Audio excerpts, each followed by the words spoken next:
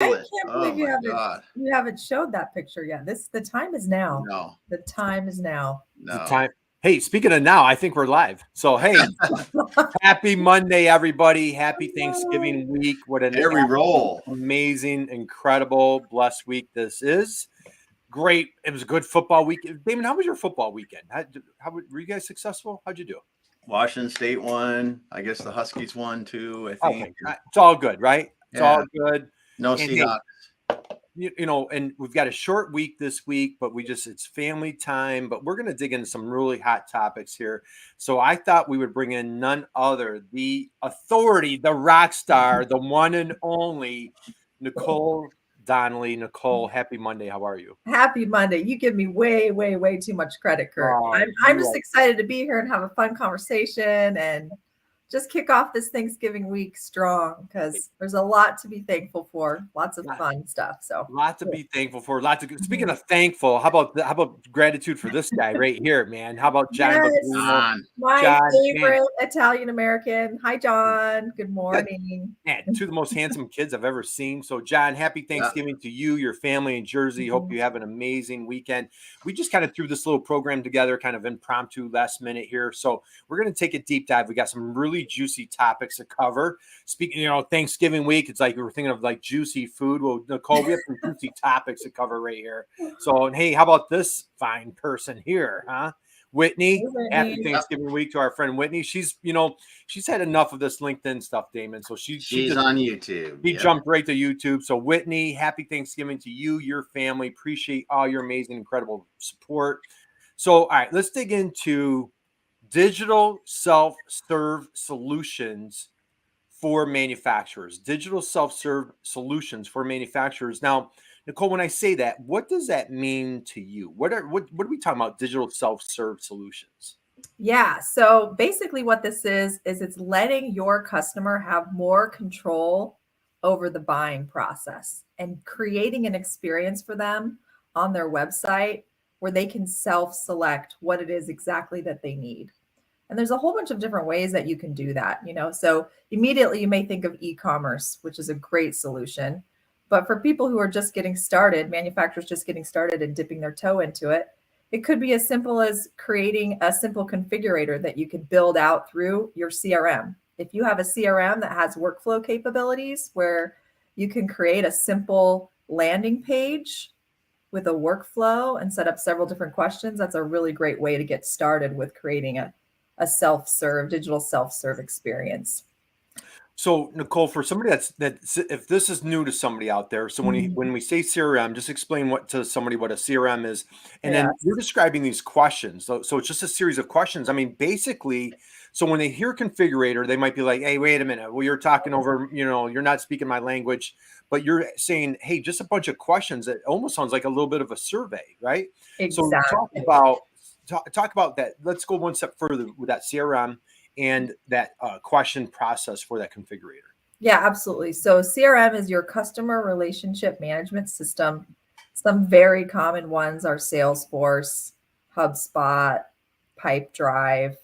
And so basically what you do with these systems is I'll give you a couple of use cases that we've built for some clients. So John Baglino, one of our amazing clients here at Uptessa, we built out a recovered profit calculator through their CRM, through HubSpot, where basically people could identify and see how much they would save by investing in this particular tool. And they'd be able to get specific, output that would be emailed to them that would say, okay, based on what your answers to these questions, you're going to save X amount of dollars. Another client of ours, one of the biggest questions that customers or that their sales team was getting over and over again was, how do I figure out what size system I need for my plant? They sell air filtration equipment. They need to size out the equipment. So what we did is we said, okay, this is one of the top questions we're getting.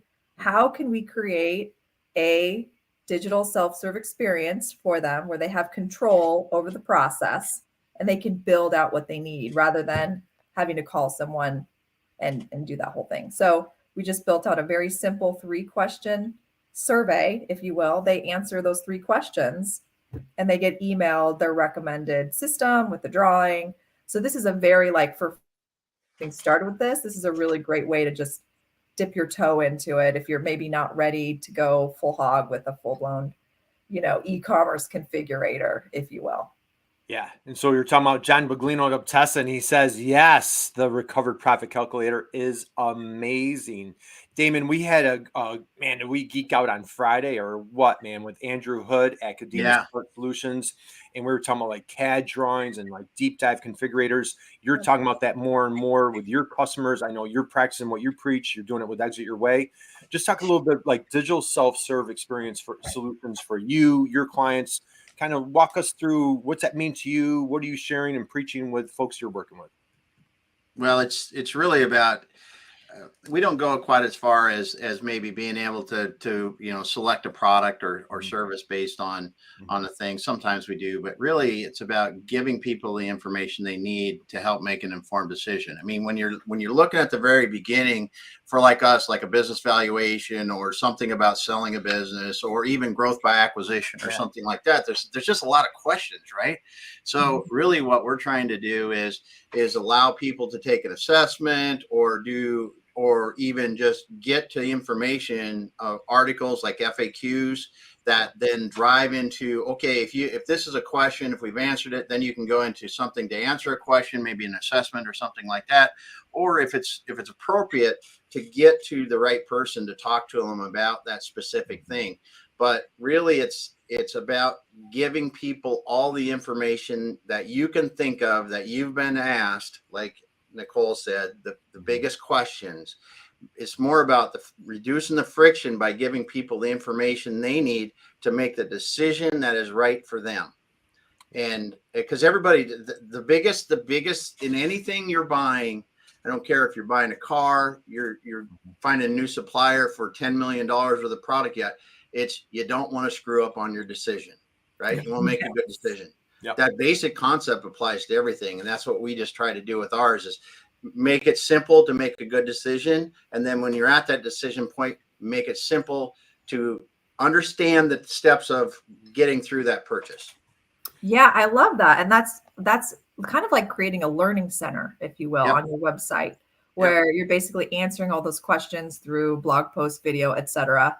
And one of the things that we do with our customers is what we call a customer journey map exercise, where we basically break down the different deal stages for them. And we just have a brainstorming session. We say, okay, this is the first stage of the buyer's journey. What are the questions that you're getting from customers at this stage? And what are the objections that you hear from them that keeps them from moving to the next stage of the process? And so if we can identify those questions and objections, those things turn into really great pieces of content that's going to help them have this digital self-serve experience on your website. And they don't, before they even talk to a sales rep, right? So you're able to scale your sales team and answer those questions for them. And not only that, but it helps your sales team. Now they have resources that they can give to their folks. So it kills two birds with one stone. You're right. You can train your salespeople, a lot of your salespeople, by allowing them, if you do your FAQs, if you do this information in this customer journey, like you're saying, document it right, your salespeople can come up to speed much faster. And also, if this is done right, when people get to the end, they know what they want. Yep. They're comfortable with what they want to buy. It's like, okay, let's work out the details and get done with this thing. Exactly. You're right. You're not having to pull them along, right? They're pulling themselves along because you've given them that control. So it makes it so much easier for the sales team. That's a great point, Damon. Love it. Yeah. Okay. Damon, Nicole, I'm giving you guys a moment of silence to the both of you. How's that? That was for John, and that was for Dan out. Hey, Dan Bigger's in the house here today. So, hey, let's give a shout out. We've got Dan Bigger. He's like, hey, thanks for the invite. We've got Dan the man. Janny back here. Hey, Janny is in Michigan. Janny, happy Monday to you. Hi, Hope Janny. you had an amazing weekend, my dear friend Janny. We got Justin King here today. All that content and learning has to be bubbled up to the customer in search bar. So when they don't know exactly what they're looking for, they still find it. So Justin, thank you for dropping the mic on that one. What we love to say is, how do we help that ideal buyer? We call them soulmates. How do we help that soulmate make a buying decision on a Friday night at midnight without having to wait for us to open up the doors on Monday morning. Nicole, I love what you're saying. So basically, I mean, we're really stripping it down and simplifying it, And again, so for digital immigrants, that's, mine and Damon's generation, folks that are new to this might be a little overwhelming and intimidating. You have a really nice process to simplify it, to speak their language, help and you deal with manufacturers almost exclusively. Mm-hmm. So when let's go through, take it another step further on that, the mapping process. Let's go there. Let's go deep right there for a second. Oh, let's go deep. How deep do you want to go? Oh, dude, let's go.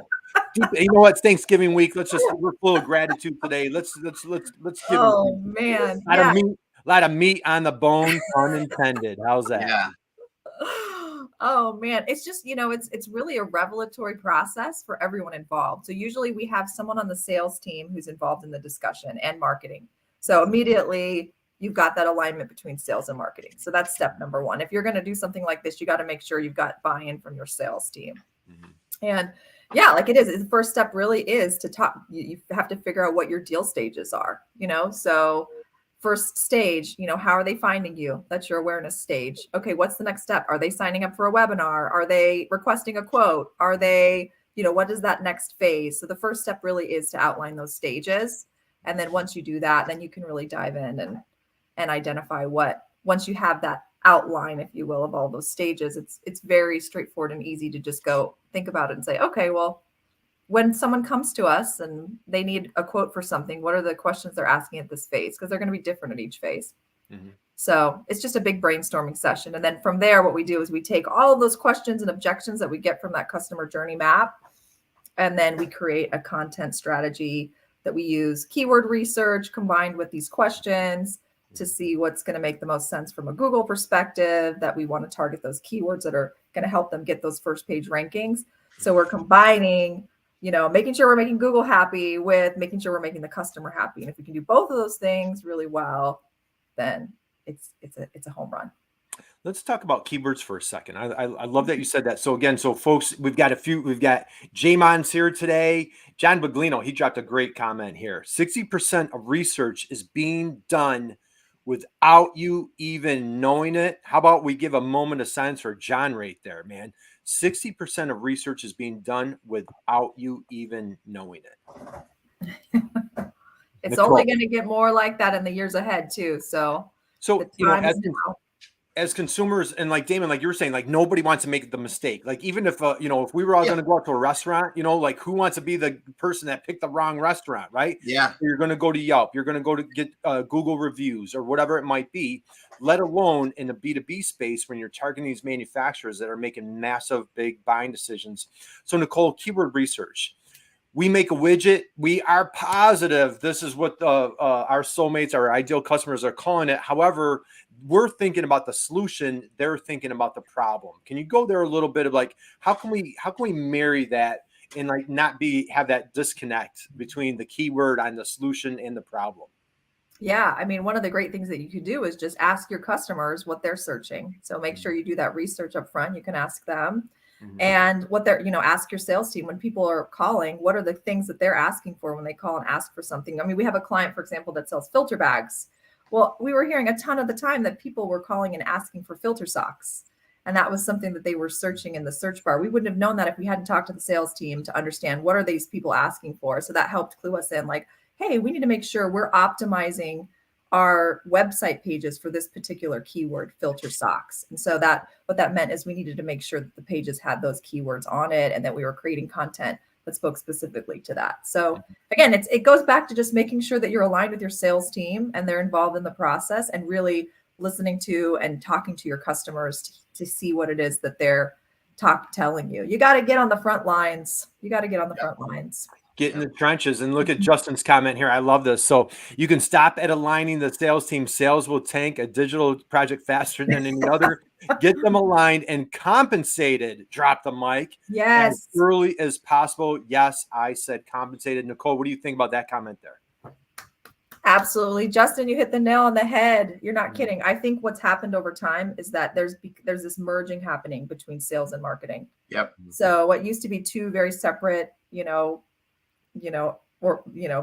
units, if you will, the business are now I think really becoming more and more integrated, and the companies who can recognize that and see that there needs to be integration and that these teams need to be speaking together. I think eventually it's not even going to be sales and marketing more. Yeah. It's going to be some marketing, Marketing. new department. And I think the most visionary companies that see that are going to be the ones that are going to be the most successful in the years ahead, because absolutely the digital sales experience is completely shifting. It's totally blurring. So guys, so again, happy Monday. We're here with Nicole Donnelly, president of Donnelly Marketing Group. Jamin dropped a comment here. He said, identify a pattern, then add train to the database. That is phenomenal. All right. So I'm going to go to both you guys. Let's talk e-commerce. Let's talk configurators. Let's talk to the, OEMs, the product-based companies, and the custom manufacturers that don't have that proprietary product, but boy, they have a proprietary process. Nicole, like putting the price out there, what's your opinion? There's a lot of resistance, a lot of like, people are cringing to, you want me to put my price out there? What do you say to folks about getting those prices out there? I say you got to do it. You got to do it. Why? Because you have to think about what is it that your customer wants to know. You got to put yourself in the position of your customer first and foremost. And price is like the number one question they want to know. That's a qualifying question. So qualify them early, put the price out there so that they can decide for themselves. Like I said, give them the control, right? They decide if they're going to be a right fit for you earlier in the process. So who's been in that awkward, I have, talking to a vendor, you've been in this awkward situation where you're doing this courting dance and you sit on all the calls and you do the demos and you've talked to them like 3 times. And then you get to the third call and they finally present the pricing to you at the very end of the conversation. And you get like sticker shock and you're like, man, I just wasted all this time talking to this vendor. Whereas if they would have just told me up front what the cost was, it saves everyone a lot of time, And so I think everybody's looking for opportunities to save time and work more efficiently. So help your customer, just be transparent about it. The other thing I would say is transparency builds trust. I mean, people, sales is a trust. It's all about trust. And I think if you don't put your pricing up there, people are going to start to not trust you. They're going to be like, what do they have to hide? Just it's a trust building thing to publish your pricing. So, and there's, if you have a very like custom product, right, requires a lot of customization, there's ways you can talk about price without actually saying this is, $90,000.99 or whatever the case may be. You can talk about what goes into the pricing. You can explain what the starting points are for this particular product.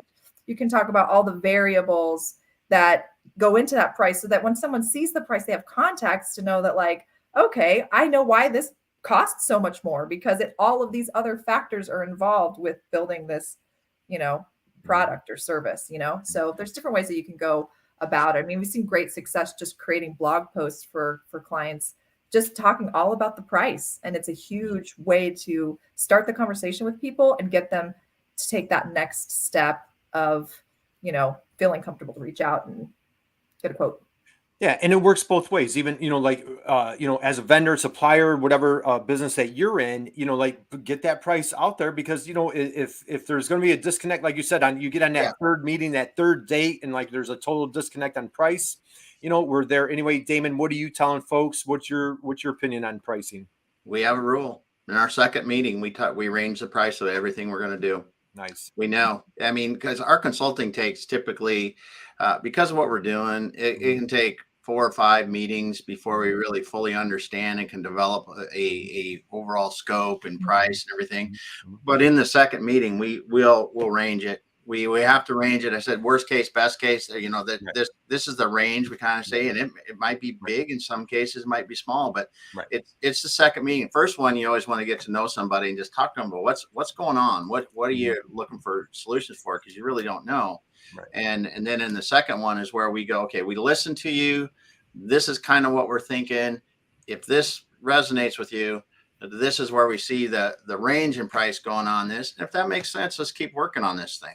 And we've done that all along. And then, my partner, Andrew, he just shudders at doing price. And I've I'm against that on the other side, because I say, listen, if you don't put a price on something, people always think it's going to be too expensive. Right. Or it's expensive. Exactly. And it might not be in their case. It might be a really good price. So like for our products that have a tighter range, like business valuations, we have a PDF on our site now that gives you, this is the range of the valuations are based on what you're going to get. And if it's not good, it's not good. And the other thing we also do is says, if you want a zero cost kind of solution, go here.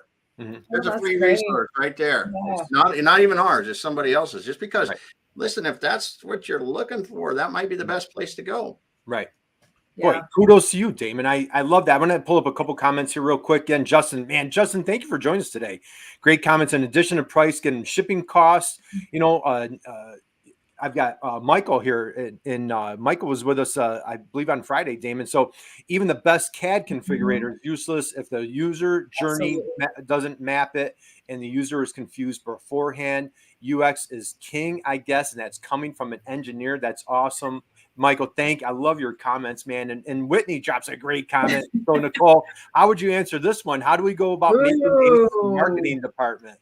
That is a great question. You got to start with the leadership team. It's all about getting buy-in from the leadership team, and you got to show them the value. You got to show them some sort of results that you can show them that this is what happens when these teams are aligned. Yeah. So and then, try a pilot, try to get maybe one salesperson who's, seems to have like a marketing, bent, if you will, and get them involved, and then do a pilot, and then bring that to your executive leadership team and say, look what we did. We worked together on this, and we created some content around this particular product, and and then go from there. Awesome. Yeah. Do it first before asking permission. And Paulie's here today. Great advice. We're working on a blog post about pricing for our company now. It's tricky with a custom product, but doable and worth the effort. So so let's go here. So we're talking about. So go ahead, Damon. Well, one last thing. Justin brought up about shipping costs, and I think this is a big deal. If you're trying to sell something on an Amazon kind of solution and you don't have a fixed price, including shipping, you're missing out. And if it's something that's bought in multiples and you're manufacturing it, you should list it in multiples too. You should say, if you buy one at this price, two at this price, 5 at this price, 10 at this price, because listen, people don't want to worry about getting, oh, I love this item because it's $50 and get to the shipping. And no, it's really $70. Right. Yeah. They want to know it's $70. They want an all-in cost. This is not just for the consumer-based product. If you're shipping 1,000 widgets to this company, say we intend on shipping them in a pallet of 1,000 every week based on this, or whatever the heck it is, that's your landed cost to them. Because what is it? And back to what Nicole said, making it easy for the buyer. What's the buyer going to have to do if the next question, how much they're going to cost? They're going to figure it out on their end, how much it's going to cost to ship, or you can tell them what you think it's going to cost. Make it easy. I completely agree. And shipping, especially with these, manufacturers, that's a huge expense. That's a huge part of it. Yep. This stuff doesn't weigh nothing. It usually has to be shipped freight, and it's a big part of the overall cost of the item. So you're absolutely right, Damon. You have to make sure that you're building that up front so that they're not going to get surprised later and then back out of the deal. So I completely agree with you. Great comments here. So Jaymon says consistency in publishing the relevant content to the target group. Consistency is king. Consistency, competitive pricing. How about this one, Nicole? Psychological pricing. What any takeaway on that question? Ooh, that's a great question. I don't know. What do you guys think? I think, every buying decision is emotional, whether we want to agree with it or not. I love that. I've always said, Damon, we've talked extensively about when somebody sells their business. Nicole, you come from a long lineage of entrepreneurs, and we talk about, selling businesses. It's very emotional. Now, it can be emotional again, like, hey, 3 of us are going to pick a place of lunch. It's emotional because I don't want to pick the wrong place and have to hear it. Hey, Kurt picked a bad restaurant, right? So, I think any decision is very emotional. And when you think about the buyer, in the industrial B2B space, that, this is where our conversation is. Dan, John, Justin, most of us are in the B2B space. Either if you're at a big company, your job might be on the line. You know, like if you're a small entrepreneur, supply chain has been disruptive this past, past couple years, labor shortages, you're under immense stress as an entrepreneur. The last thing you want to do is make a bad decision on, a bad buyer. So Nicole, what do or Damon, if you guys want to chime in, like, how do you feel about that psychological side? Oh, it's huge. Yeah, absolutely. It's such a big part of the process. And people think in B2B it's not important, but absolutely disagree with that. You're working with people. And if anything, the stakes are higher, right? Like, because the purchase price is higher, there's so much more involved, there's more people involved in the decision-making process. So, psychologically, the more that you can build that trust, right? With the buyer throughout the process by being transparent about your pricing, by even comparing them to your competitor, right? And saying, this is why we're different than our competitors. And this is what makes us, and just being really transparent, it makes a big difference. Right. Yeah. And here's another. Justin's on fire.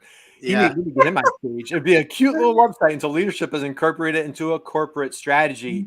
Comment, and then we're gonna change gears here. No, that psychological pricing is really important because what's the difference between $1,000 and $999? Right. It's a lot more than $1. Right. Yeah. Right. Exactly. Okay. So now Justin's been talking strategy. We're talking strategy. And so Damon, you and I had a gift, had the blessing. Dude, I cannot thank you enough. So if anybody caught this, we had a gentleman that was on our program a week ago Friday, Don Schmicke. And Don is a leadership guru. And he dropped a bomb that was just absolutely amazing. And he talked about, for all of us, anybody out there as an entrepreneur, he was talking about the difference between companies that are the winners, the companies that don't make it. And we were given examples like the Kodaks, the Blockbusters compared to like Southwest, Amazon. And he used the term saga. The 4-letter word saga is the difference maker. And Damon, he went on to talk about how so many companies confuse their strategic plan when in fact it's actually tactics. We've talked about this extensively. Nicole, you caught Don Schmicke. What was your takeaway? Share with us, and you have a little family history on the word saga. So share, like, what does saga mean to you as an entrepreneur? Oh, I thought it was really such a great interview that you guys had with him, and such a fascinating way to look at how the businesses that are successful. So, and I love the term saga. It actually means something to me personally, because I think you guys know about my grandfather's motel that I worked at when I was in high school. The name of his motel was called the Saga Inn. Wow. Yes. And he had like this little mascot, which was like a knight in shining armor on a horse or whatever. So anyway, that really struck me. You guys see that? Can you see? So Nicole, I apologize. I didn't pull it up on a computer, but if you guys can see that, that is Nicole Donnelly's grandfather's hotel. It's across the street from Disneyland. I mean, literally right smack across the street from Disneyland, and it's called the Saga Hotel, Damon. And look, you see the knight? There's a knight is the logo symbol. So Nicole, talk about like why. Let's talk about, like, as entrepreneurs, and even if you're in sales, you're in procurement, wherever you are, we're in marketing, wherever you're at. Talk about and what Don talked about was the belief system, but just share like what this has meant to you, your family, your grandfather, great, wonderful, successful entrepreneur. What has Saga meant to you? Well, yeah, I mean, it just makes me think about the reason why I started my own business, right? Like, one, I'm very passionate about small businesses. And that is like the saga that I'm trying to preserve, right? Like that legacy of helping small businesses. They're like the David against the Goliath, right? They are like absolutely fighting against these corporate companies, trying to be relevant, trying to have an impact. They're like, gritty and scrappy and just making it, trying to make it work. And I saw that firsthand growing up with my family. And I just like, that is my saga. I'm just so passionate about helping these small manufacturers and small businesses succeed, because, what they bring to their communities is so remarkable. So I think what it is it's about just like having that passion or that vision that you can use to galvanize the people on your team, right? It's bigger than just, okay, we're creating HubSpot workflows for our clients that are going to show them, we're going to help them create a workflow that creates a configurator, right? A calculator, right? Like that's the tactic.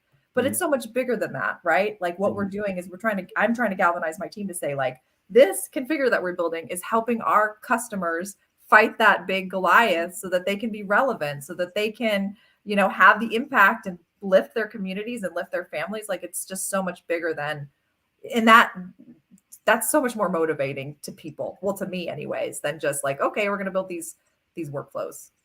Yeah. And that's, Don said, and he talked about the Vikings, and he said how the Vikings leaders, how the heck would a Viking leader get people on a boat with them, knowing that, hey, it's going to be horrible conditions. You're probably not coming back and seeing your family again. Right. But hey, we're going to go off and do this. And that saga, that purpose bigger than yourself is really the only thing that would get those Vikings onto the ships to go conquer other lands. He said, but that saga in your business does the same thing as what they did to get those Vikings on the ship, knowing that they could go down in the fight. And that hit me like a ton of bricks, because I'm like, all these years we talk about strategy and there's tactics. Yeah. But when you put it like you're talking about, Nicole, and give people the reason why we want to be in here, and it's just so much more powerful.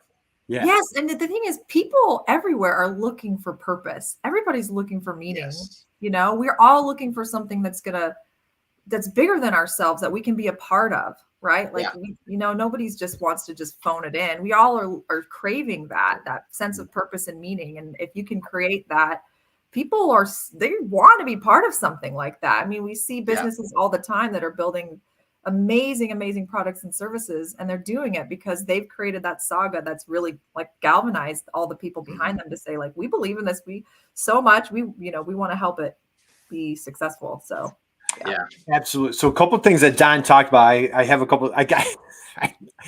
It is so mind blowing. He talks about, folks confuse tactics for strategy. And so like you've got the motivational thing on the wall. You've got your mission statement. He says you've defined your why, but you're still missing the point. And he says the difference is when you define a strategy for winning. Mm-hmm. He said most strategic plans are not strategic. You've got to be thinking about winning, and the strategic advantage, you need to have a shift in your beliefs. Yep. There's three things that he talked about the battle with General Patton and Rommel in World War II. Damon, you and I are huge. Yeah. I just watched a World War II movie with my daughter last night. She has a big exam tomorrow on World War II, so we're studying World War II. But he said three things on what you're believing. Number one, where is your battlefield? Number two is who is the enemy? So where's your battlefield? Number one. Number two, who is your enemy, and how are you going to outmaneuver him, him or her, your enemy? And it could be complacency. It doesn't need to be a person, yep. Nicole. We've talked about that. Yep. It could be resistance. It could be something much, status quo. It's not just like, hey, we're McDonald's and Burger King is our competitor. It's that status quo. But he went super deep. So Nicole, what? And I'll stop on this. So the battlefield situation he laid out with General Patton and Rommel. So when the Americans beat Rommel, Patton if you guys ever caught the movie Patton, he goes on this description on how he stands there and he says, Rommel, I read your book. And it wasn't about that I knew what you were going to do. He talks about I understood your belief system, and I went in a different direction to outbelieve you. So when you can get your team to just believe in themselves and outbelieve the competition, he talked about Southwest, talked about Amazon. Nicole, what any takeaway here from your perspective? Yeah, I mean, I think that's a great example of Southwest. He says in the interview that, naturally, everyone would think Southwest is trying to compete against United and all the other big airlines, but really, he was competing against Greyhound. Yeah, he was, and so that's just a fascinating take. Like sometimes what you think is like your big competitor really isn't. It really you have to. And I think it just goes back to like making sure you're really staying close to your customers and what their needs are. That's the most important thing, because you're going to identify what it is that they're fighting for, and then that will help you outmaneuver your competitors because you're putting them first. And here's a perfect example. I'll tell you, Damon, a dear friend of ours is here today. Bonnie, if you're still there, my friend. So Bonnie is here. Hey guys, pop in and say hello. So you talk about a saga.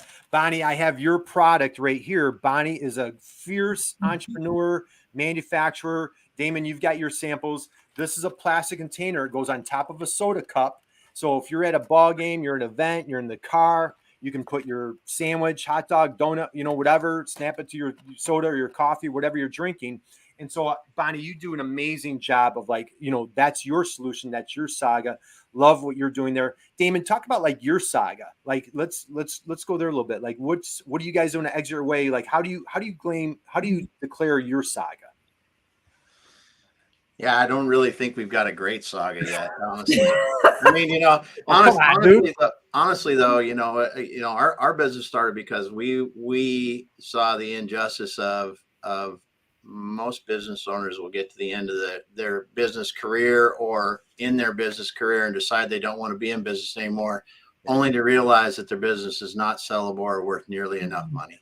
Yeah. Or the money that they expect it to be. And we just want to stop that. And it starts back with the data, 80%, 75-80% of the businesses don't sell that people want to sell, and all the other things. And there's an industry that yes, they sell businesses, but they don't do the owners justice in the way they do it. So it's pretty simple. It's pretty simple. And we haven't developed a saga like we want to yet, but we know the bigger purpose of what we want to do. Right. Well, you know what? And you're such a modest, humble guy. As I've, wonderful friendship with you. You definitely have a saga. You do a great job of helping entrepreneurs. Like you said, we have examples. We have, our friend Kelly, of course, is just doing amazing work. Yeah. All of your clients, you're super passionate, helping those clients so they don't just vanish. Want your saga is getting them successfully into that 20%. So Nicole, let's come back. So Donnelly Marketing Group, you do an amazing job helping manufacturers with marketing. We've talked about the mapping process. We talked about pricing, content, so on and so forth. Let's take it one step further. So talk about, okay, you're working with your team, and I know your team personally. You are a great leader, doing amazing things with your folks. How do you fire up your troops? How do you get your team to, buy into that belief system that you want to create? Coming from a long lineage of successful entrepreneurs, how do you pass it on to other folks? Ooh, that's a great question. You know what? I would say you got to get them involved. Mm-hmm. They are building it with you. Mm-hmm. You're not building it for them. So having them be involved in the building of it, right? Mm-hmm. Making sure they have a voice in, one of the things we did in one of our team meetings recently is we needed success markers. We needed some clear markers that would say, okay, no matter what's happening outside with clients, no matter what, what's going on, internally, we are going to decide that these are our standards of success as a team. And if we can meet these standards, that's great. It doesn't matter what's happening out here in our little world. Yep. We're doing great. And so what we did is we, as a team, we talked about it. It wasn't something where I was like, okay, these are our standards of success. As a team, we came to it together. And I have to tell you, it is incredibly amazing when you involve your team in those conversations, how surprising it is what they come up with. They came up with things I would have never come up with on my own. Mm-hmm. And so I think to get your team involved or excited about the saga, you've got to make them be part of it. Right. You got to help them build it with you and give them the respect, to be part of that process. And then another thing that I thought was really cool on the show with Don is he mentioned symbols and rituals. Mm-hmm. He said that all of these, successful companies that have a good saga, they have symbols and rituals.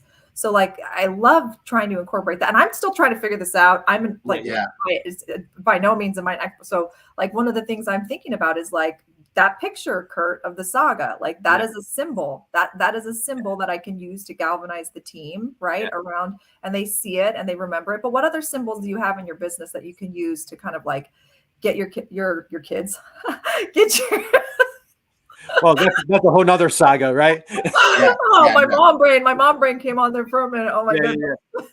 Yeah. Get your team excited about it. And then also rituals. What are you doing regularly to help them feel connected again and again? Because it's all about they have to remember it. So it has to be something that you're constantly bringing forward, not just like a one-time one and done thing. So like, to me, I keep thinking, okay, as a leader, symbols and rituals, what are the symbols and the rituals going to be that's going to really help the team, get behind it and be excited about it. Yeah, I love that. And Whitney has a great comment here. Yeah, your employees want to build with you, not just for you. Man, Whitney, there's a drop the mic moment right there. Thank you for sharing that. Jamon says, hey, be like the alpha. Absolutely love that. And Bonnie, our dear friend, says some of the best ideas come that way. Smart, Nicole. So, okay.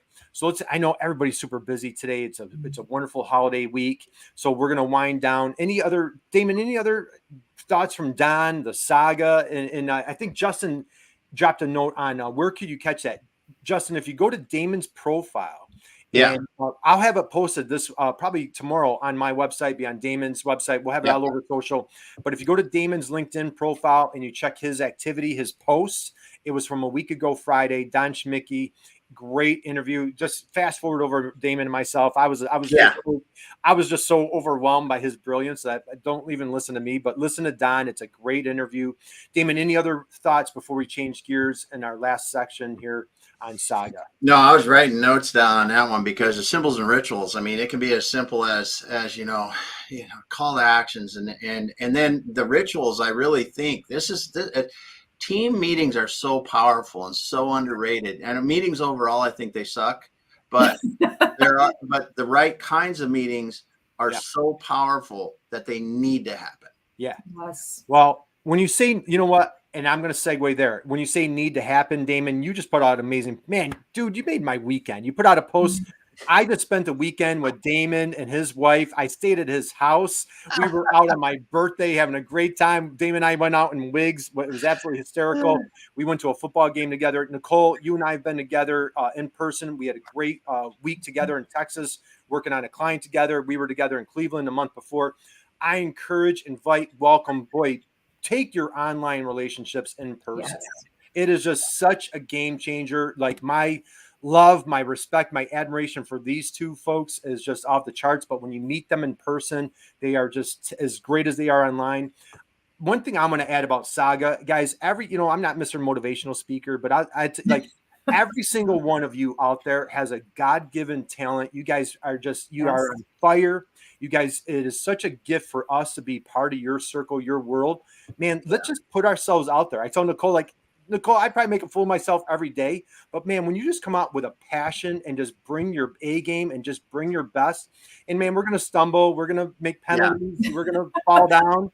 But man, just keep driving and help your ideal clients. Help those folks win the day. Man, we've got some great comments. David Chrysler, my buddy David's here, catching the last few minutes here. David, happy Thanksgiving to you and your family. Hi, David.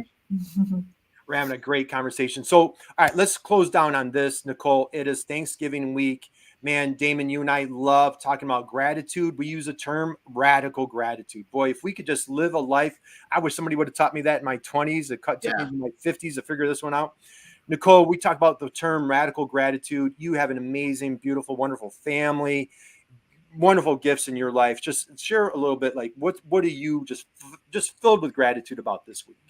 Oh my goodness. I've been thinking a lot about this because Thanksgiving is here. Mm-hmm. There's so many things I'm grateful for. I'll tell you, 1 year ago today, I made a goal for myself. I had never done a public speaking event ever in my career. Okay. And I made a goal for myself for the new year. I was like, I need to do just one event, just one next year, where I actually get on stage and share what I've learned. One event. Okay. And I just am so incredibly grateful for you, Kurt, and for you, Damon, and for all the people that I've met through LinkedIn, because I look back over the last year and I can't even count the number of public speaking events I've now been that I've done over the past year. And it's absolutely transformed my business.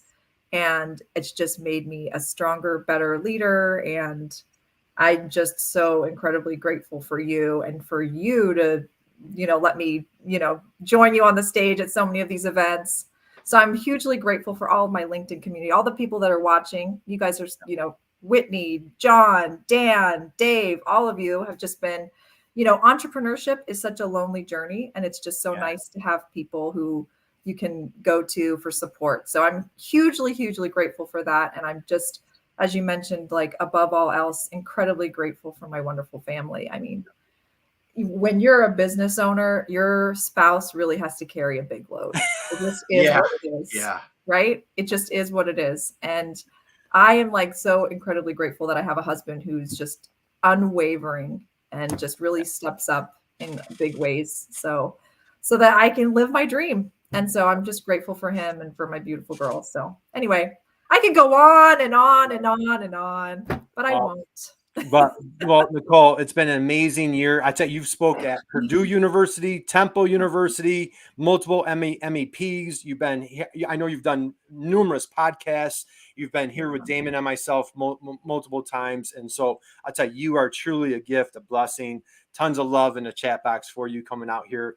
So we've got Whitney saying, way to crush your goal. She's sending you a heart. John, it's been one heck of a year. J-Mon dropped it. Let's see. Definitely we need to understand team trends and support went amazing. Guys, grateful to meet you guys again. J-Mon, thank you so much for joining us today. Amen to that. Couldn't do it without their support. So, Nicole, right back at you, man. It's just been such, and boy, her two beautiful daughters, Charlotte and Sophia, and Josh, her husband. She's from a long lineage of successful manufacturers, entrepreneurs. I had a chance. I met your brother this year down in Texas, so I got to meet a little bit of your family. Damon, I met your amazing, incredible wife. And so, what are you grateful for this week as we're celebrating Thanksgiving? Well, as you really think about it, you talk about radical gratitude and really being, it starts in the morning with me just the eyes opening, man. And then you just go from there. It is. It's honestly, I mean, this last weekend, I was so fortunate. We were able to go out and stay in a cabin with my wife, and our kids were with us. And I was out really early. It was like super cold. It's 20 degrees. I mean, super cold for us. It was 20 degrees. Yeah. So it was frosty, and I was out and it was clear sky. And in that time, I got to see the stars like I hadn't seen them in a long time. Yeah. Just those little things like that can just change your world if you let them. Yeah. And, my gratitude, Kurt, Nicole, I don't know. I can't express it enough. Right. Because it's such a big deal. Yeah. It's just changed my life, changed the way that I can do it, and the way I can help people, the way I can help clients. and it just keeps building. That's the thing. And it's not really, you don't focus on business. You focus on, as John Baglino says, you build relationships. You have fun with it. You put yourself out there. You keep working at this, trying to do right by the world around you and your family and friends. And it comes around. Absolutely. Drop the mic. Drop the mic. Heart is full. That's all I can say. We're getting. Oh my God, this is so good. So how about Polly? Amazing, Nicole. You are a public speaker. She says, excellent. Polly, I love you. So we will wind down. My gratitude, absolutely, everybody out there, my wife, my daughter, friends, family. What a gift, what a blessing. And I'll tell you, I had the privilege. The reason I was able to see Damon, I had the honor and privilege of going to Alaska to do a little business. And so everybody's like, hey, I was Alaska. What was it like? So on and so forth. And you know what? And I was so busy. I really didn't get to see a lot. But you know what I did is I spent time, because we were working the whole time. I was with people.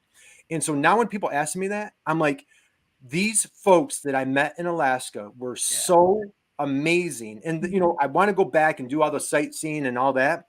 But going there on business was such a privilege because I was with people on what their day-to-day looks like. Like that was their Wednesday. That was their Thursday. Well, I was part of their Thursday. Usually when you're touring, you're part of you hit a restaurant, you hit something touristy or whatever.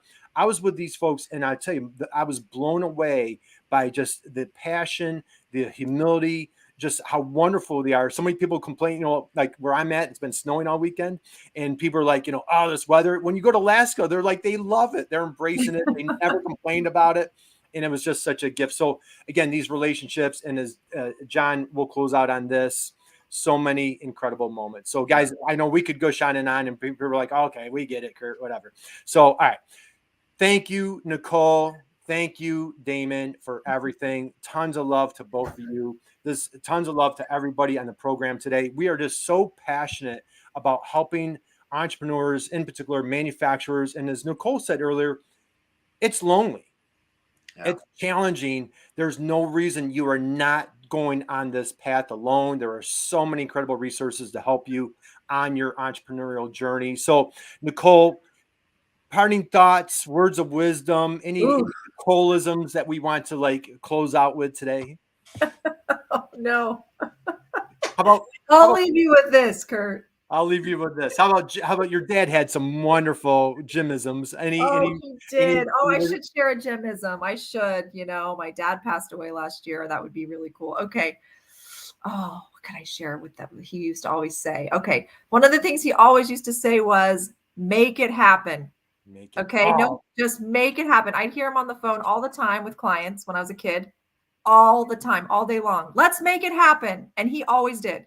So make it happen out there. Make it happen. Drop. There you go. Make it happen. Damon, parting thoughts, words of wisdom, any Damonisms that we have to leave everybody with on this wonderful Thanksgiving week? I don't. Make it. Hey, we'll steal Nicole's. Yeah, it's just really, I don't have any isms today. It's just one of these things where I'm just feeling so much that so fortunate to be able to do what I get to do. Yep. That's all. Same here. So, hey, and Whitney sums it up right there. Happy Thanksgiving, friends. We will close it out. And so, Nicole, you know what I tell my daughter every day, right?